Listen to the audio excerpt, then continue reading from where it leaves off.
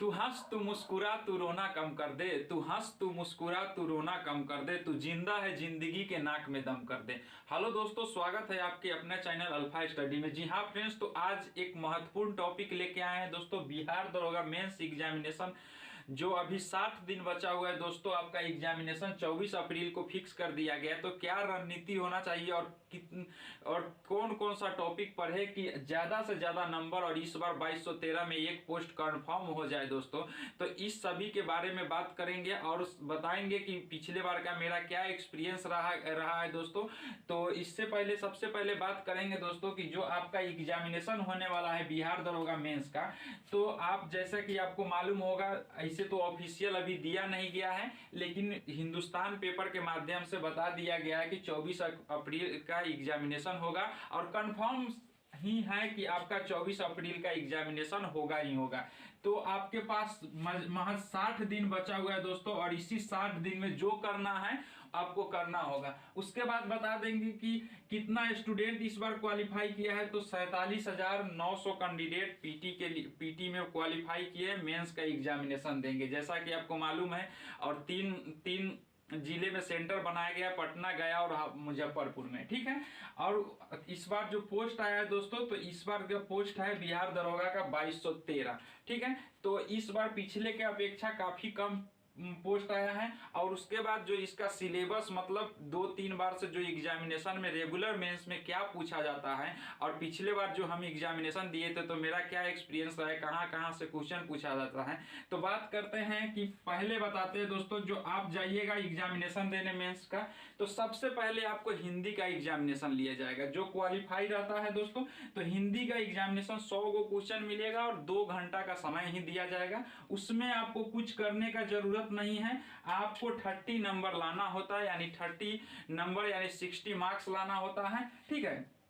और Hindi easy way में जो लड़का यहां तक पहुंच गया है, पीटी क्वालिफाई कर गया है, तो हिंदी में नो डाउट वह 100% क्वालिफाई होगा। ऐसा ही कोई मतलब बकलोल टाइप के जो बगल अगल से लिख के अगर पास किया होगा तो उसको छोड़ के, नहीं तो 100% लड़का पीटी मतलब हिंदी में क्वालिफाई करेगा ही करेगा, ठीक है। अब बातें हैं इसका, जो आपका मेरिट लिस्ट में कोई जोड़ा नहीं जाता है हिंदी का। मेन बात करते हैं जो आपका सेकेंड पेपर होगा, जो हिंदी होने के बाद उसमें सेकेंड में 100 क्वेश्चन होगा और 200 नंबर का होगा, 200 मार्क्स का होगा, ठीक है।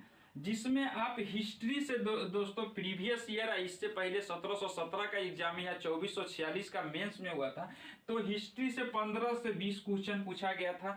लेकिन बता दें आपको, इन्फोर्समेंट सब इंस्पेक्टर अभी रिसेंटली एग्जाम हुआ है, तो ऐसा नहीं देखा गया। तो इसी आपको अकॉर्डिंग टू द सिलेबस बताया जा रहा है, लेकिन ऐसा जरूरी नहीं है कि बिहार बीपीएसएससी है कभी कभी भांग पी के नशा खा के कुछ भी करके एग्जामिनेशन का कॉपी सेट कर देता है, लेकिन अधिकांशतः ऐसा नहीं होगा, ठीक है दोस्तों।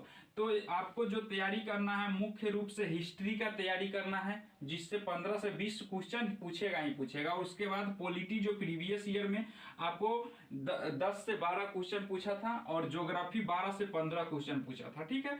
तो मुख्य रूप से उसके बाद साइंस से 15 से 20 क्वेश्चन पूछा जाएगा, ठीक है, जिसमें आपको ज्यादातर क्वेश्चन बायो से देखने को मिलेगा, उसके बाद फिजिक्स से मिलेगा, उसके बाद केमिस्ट्री से मिलेगा। तो आपको ज्यादा ध्यान देना है बायो में, और हिस्ट्री में भी मॉडर्न हिस्ट्री पर ज्यादा ध्यान दीजिएगा, ठीक है।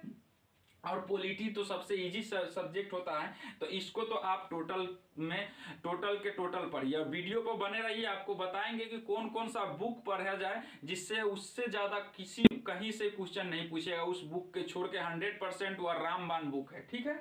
उसके बाद इन्वायरमेंट से भी 5 से 6 क्वेश्चन पूछेगा, आजकल जो ट्रेंडिंग में है इन्वायरमेंट जो। उसके बाद जो इकोनॉमिक्स है, आपको अभी आर्थिक सर्वेक्षण आया और बजट आया है, तो इस बजट और आर्थिक सर्वेक्षण को अच्छा से करते हैं तो मेंस में 2 या 3 नंबर का क्वेश्चन आपको 100% मिल जाएगा। उसके बाद जो इन्फोर्समेंट एसआई का एग्जामिनेशन हुआ था, तो उसमें 10 क्वेश्चन या 12 क्वेश्चन के अप्रोक्स में करेंट अफेयर से क्वेश्चन पूछा है। तो इस बात को इग्नोर नहीं करके चलिएगा दोस्तों। आप 100% या करेंट अफेयर्स आपका मेरिट बनाएगा, इसीलिए आप करेंट अफेयर्स रेगुलरिटी के साथ 2021 का टोटल जनवरी से लेके दिसंबर तक, और अभी 2022 का जनवरी से लेके अप्रैल में एग्जामिनेशन है, तो आप मार्च तक ले 100% करेंट अफेयर्स करके जाइए, ना कि बाद में पछतावा हो। तो इतना आप करिए, मतलब कर लीजिएगा। उसके बाद बात करेंगे मैथ रीजनिंग। तो मैथ से क्वेश्चन संभवतः 10 क्वेश्चन प्रीवियस ईयर में पूछा था, हो सकता है इस बार 15 क्वेश्चन पूछ ले, रीजनिंग कम कर दे।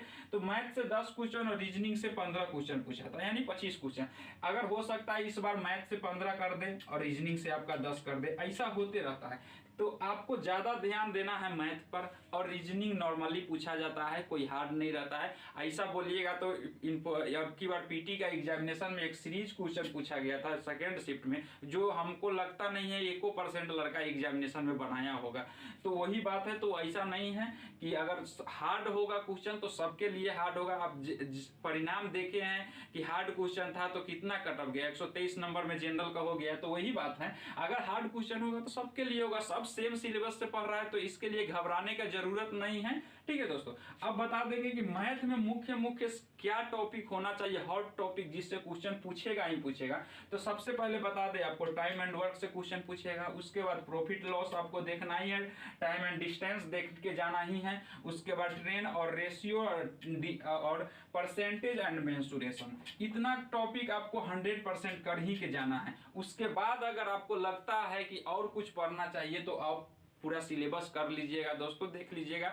उसके बाद नंबर सिस्टम, एक नंबर सिस्टम छूट गया है, नंबर सिस्टम से भी क्वेश्चन पूछा जाता है। नंबर सिस्टम, ठीक है, तो नंबर सिस्टम से भी क्वेश्चन पूछता है, तो नंबर सिस्टम भी देख लीजिएगा, ये भी हॉट है। आपको नंबर सिस्टम से कोई ना कोई क्वेश्चन आएगा ही आएगा।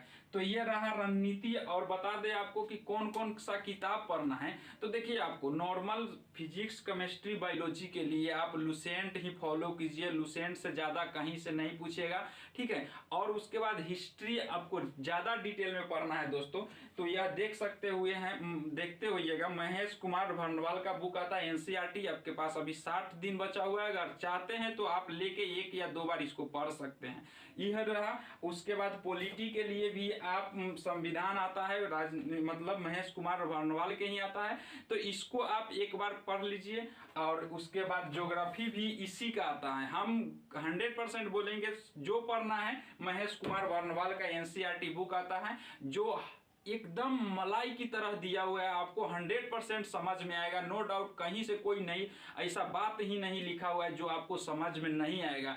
बहुत अच्छा बुक है दोस्तों, आप ले लीजिए एक बार। इससे ज्यादा अगर एग्जामिनेशन में महेश कुमार भंडवाल के बुक से ज्यादा अगर क्वेश्चन आपको एग्जामिनेशन में पूछ दिया तो कमेंट में जो बोलना है बोल सकते हैं दोस्तों।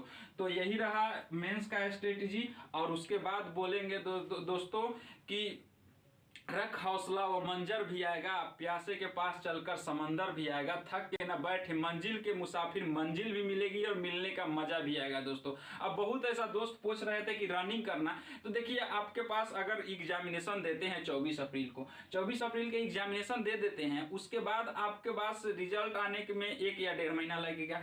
तो अगर आपका कंफर्म मार्क्स 80 अप्रॉक्स आ रहा है, 80 प्लस मार्क्स आ रहा है, और उसके बाद लो कैटेगरी में मतलब कम से कम जाने 70 तक SC ST तक आ जाएगा, तो आप 100% रनिंग स्टार्ट कर दीजिएगा उसी दिन से, ठीक है। और उसके बाद आपको 2 या 3 दिन का समय, मतलब 2 या 3 महीना का समय मिल जाएगा। तो सब इंस्पेक्टर के दौड़ के लिए 6.5 मिनट के लिए आपको 3 महीना सफिशियंट है। तो इसलिए रनिंग का टेंशन मत लीजिए, आप अभी 100% अपना एग्जामिनेशन पर फोकस कीजिए दोस्तों। वीडियो कैसा लगा, और अच्छा लगा तो लाइक शेयर सब्सक्राइब कीजिए, और बेस्ट ऑफ लक। और ठीक है, थैंक यू, बाय।